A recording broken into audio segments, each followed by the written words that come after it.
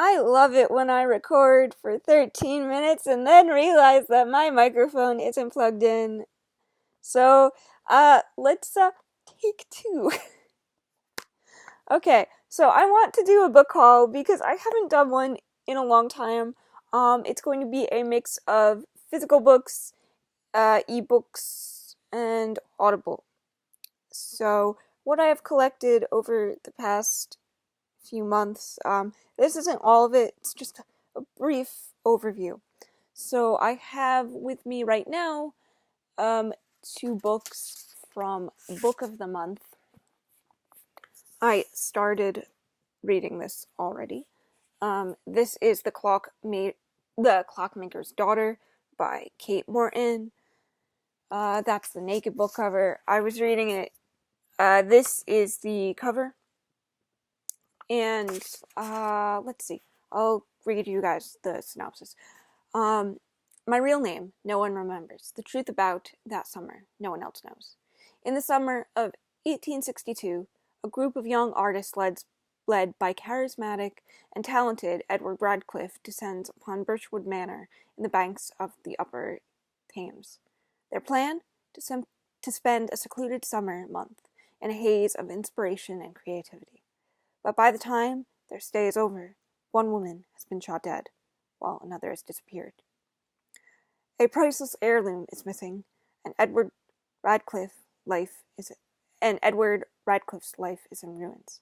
More than 150 years later, Elodie Winslow, a young active archivist in London, uncovers a leather satchel containing two seemingly unrelated items: a sepia photograph of a beautiful woman in Victorian clothing, and an artist's sketchbook containing the drawings of a twin-gabled house on the bend of a river.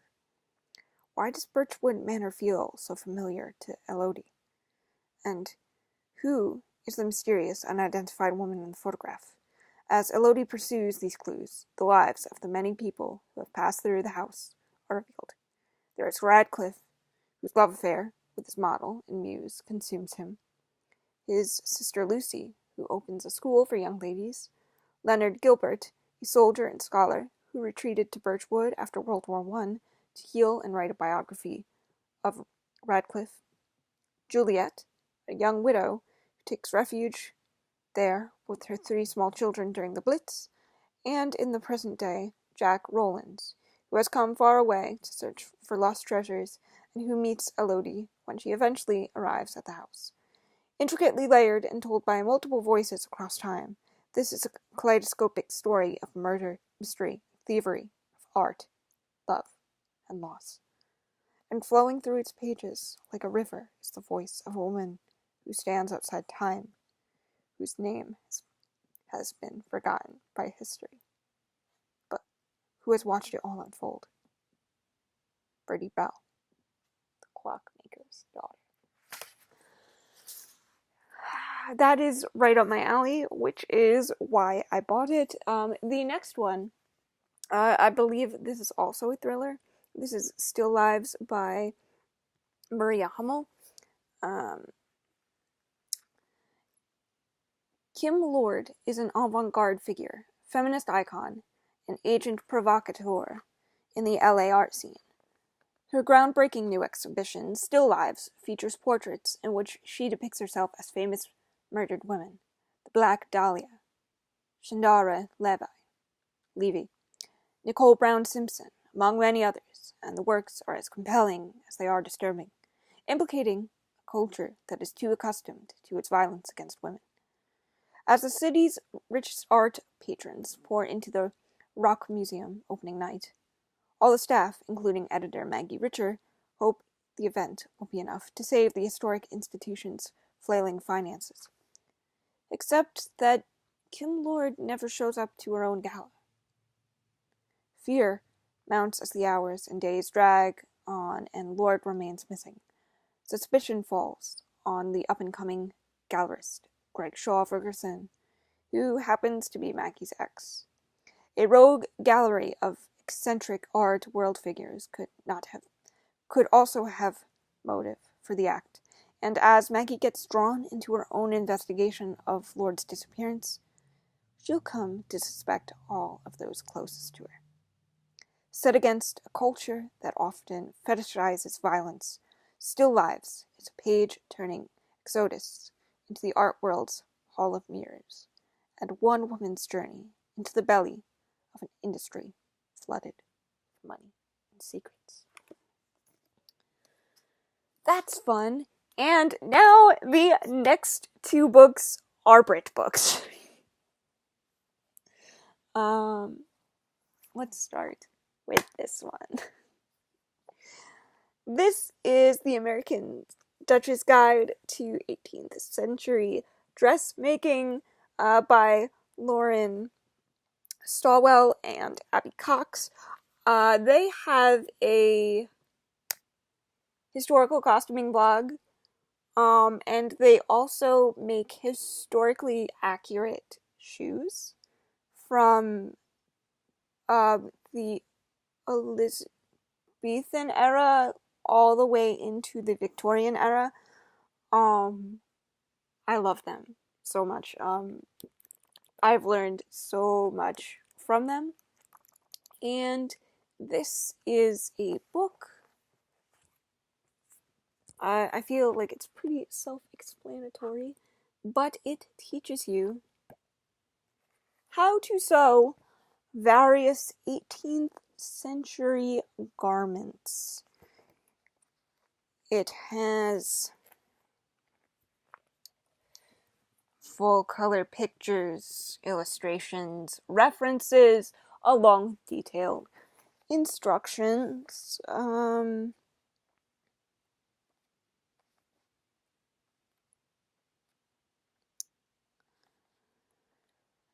It has a bunch of different patterns for various dresses. This, I believe, is a 1740s? Yes, 17 English gown bodice lining. I will show you my favorite. One that I will probably be making very, very soon. The sack from the 1760s? Yes, 1760s to 1770s. These were often worn in the French court of Versailles. Marie Antoinette was very famous for wearing the sack, which I do not have to explain why. I love these sorts of dresses. I adore Marie Antoinette. Yes, so I got that a little while back, and it has improved my costuming tenfold. The next one that kind of accompanies that is 18th century embroidery techniques. I picked this up last week from Amazon.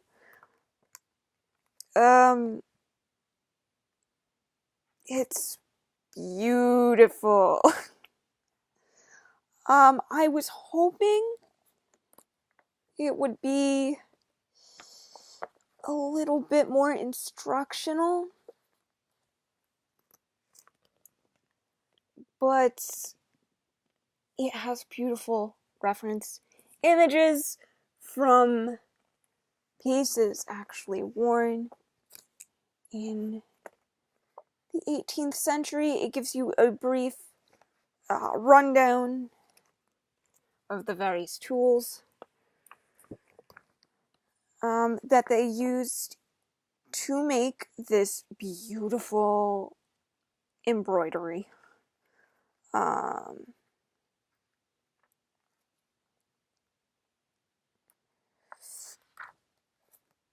Colored illustrations, well, not colored, but drawn illustrations and examples.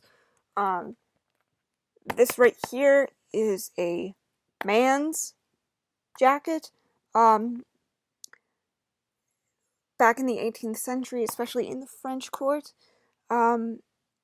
men often wore very elaborate embroidery, with the exception of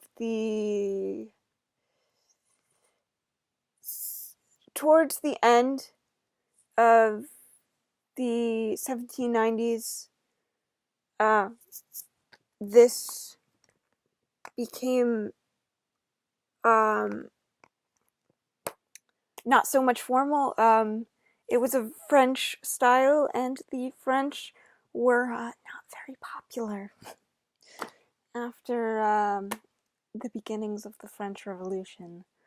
So, more formal garments became very plain, which seems strange to us now, but back then,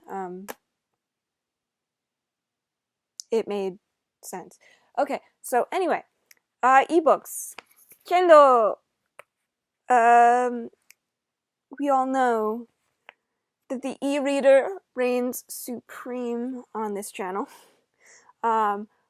Recently I picked up The Haunting of Hill House by Shirley Jackson. I picked this up because of the Netflix series.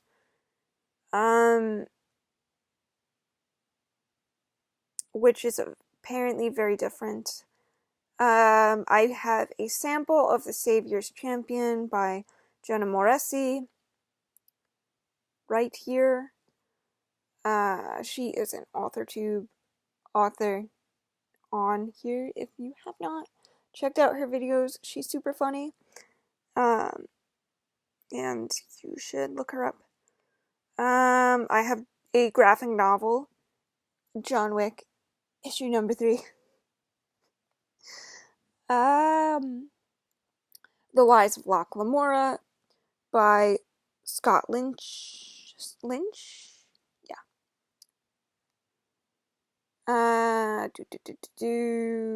What else do I have here?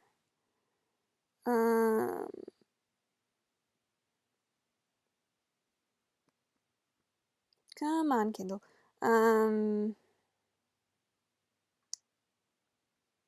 have another physical book in the mail today.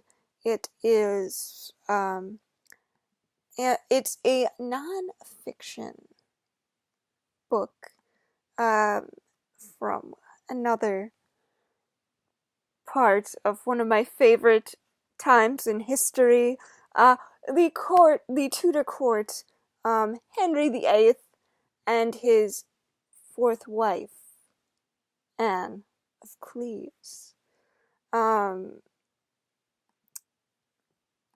What is the exact title?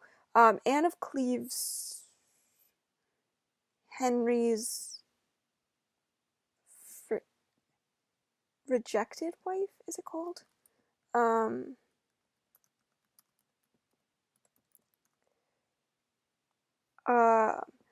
Anne of Cleves, Henry VIII's Unwanted Wife by Sarah Beth Watkins. I am very excited to read that for Nonfiction November. Okay, hurry up, Britt. This is getting very, very long. Yes, okay, so I have How to Build a Girl by Caitlin Moran. I picked that up because Alfie Allen is playing John Kite, the main character of the film that they are currently making. Okay, Audible. I just picked up Pet Sematary a few days ago to buddy read with Devin. Recently, I read We Sold Our Souls by Grady Hendrix, with Devin. I picked up Lily Allen's My Thoughts Exactly, which is another nonfiction written by none other than Lily Allen, love of my life. Harry Potter, A History of Magic, of course, by J.K. Rowling, and I picked that one up not because I have an interest in Harry Potter, but because I adore Natalie Dormer to pieces. What else? I think that's it, guys.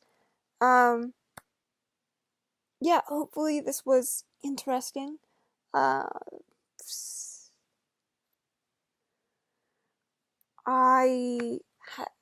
it's good to be back, on BookTube. So I guess with that being said, I am done here. So I will see you guys in the next video. Love you guys. Have a great day.